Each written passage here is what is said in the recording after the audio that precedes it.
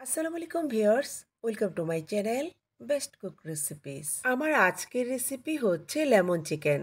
আর এই চিকেনটা তৈরি করছি গ্যাসের চুলায় পানির ভাপে। একেবারে সহজ রেসিপি।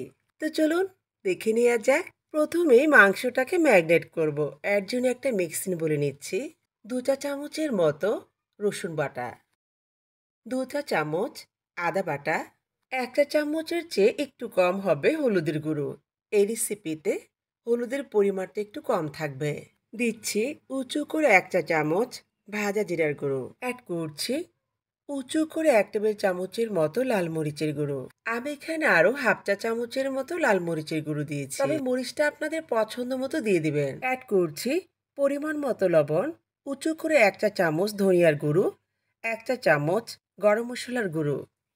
দিচ্ছি 1 টেবিল চামচের মতো কাঁচামরিচ বাটা।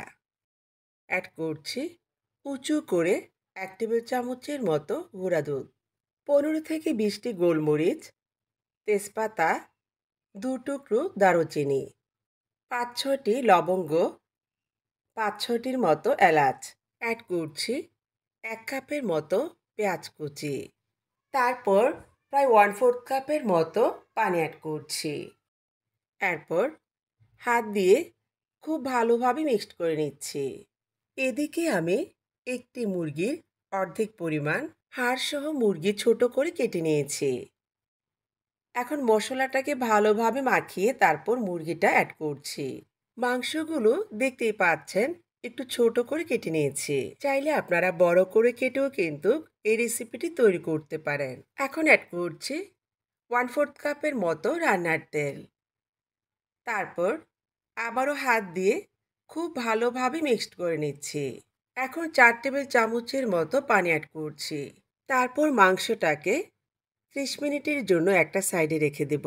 আপনাদের হাতের কাছে সময় না থাকলে সাথে সাথেও রান্নাটি করতে পারেন। 30 মিনিট পর ফিরে আসলাম। মাংসটাকে ভাপে দেওয়ার জন্য আমি এখানে একটি মোল্ড নিয়েছি। এখন সম্পূর্ণ মাংসটা মোল্ডে নিয়ে নিচ্ছি। ওপর থেকে আমি এখানে আরও 4 টেবিল চামচের মতো তেল অ্যাড করছি। সুন্দর একটা ফ্লেভারের জন্য দিচ্ছি আস্ত কয়েকটি কাঁচামরিচ। এখন দিচ্ছি প্রধান যে মেইন উপকরণ, সেটা হচ্ছে একটি গন্ধরাজ লেবুকে আমি একটু ছোট করে কেটে নিয়েছি। লেবুটা দিয়ে এখন পানির ভাপে বসিয়ে দিচ্ছি। চুলাতে একটি প্যান বসিয়ে দিয়েছি আর 2 কাপের মতো পানি অ্যাড করেছি। পানিতে বলক চলে আসছে।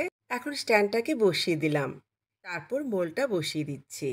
এখন ঢেকে দিচ্ছি। ঢাকনার ছিদ্রটাকে লবঙ্গ দিয়ে বন্ধ করে দিয়েছি।